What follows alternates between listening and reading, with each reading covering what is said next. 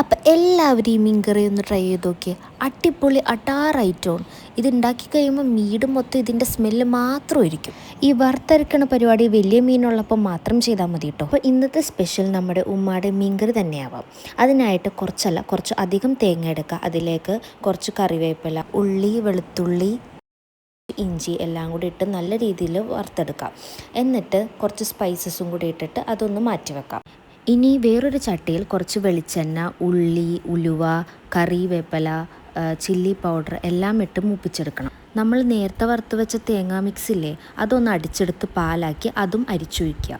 എന്നിട്ട് കുറച്ച് ഉപ്പ്, പുളി ആവശ്യത്തിന് എല്ലാം ചേർത്ത് അതൊന്ന് നല്ല രീതിയിൽ വെട്ടിത്തിളപ്പിച്ചെടുക്കാം. എന്നിട്ട് നമ്മുടെ മെയിൻ ഐറ്റം കാളാഞ്ചി മീൻ അതിലേക്ക് തട്ടുക. ഇനി വേറൊരു ചട്ടിയിൽ എണ്ണ, ഉള്ളി, കറി ലീവ്സ് എല്ലാം ഇട്ട് സെറ്റാക്കി അതും ഈ ഫിഷ് കറിയിലേക്ക് ഒഴിച്ച് നല്ല രീതിയിൽ തളിച്ചെടുക്കുക. അപ്പോൾ തന്നെ നല്ല സ്മെല്ലാണ്. ഈ വോയിസ് ഓവർ കൊടുക്കുമ്പോൾ തന്നെ വായിൽ നിന്ന് വെള്ളം വന്ന്.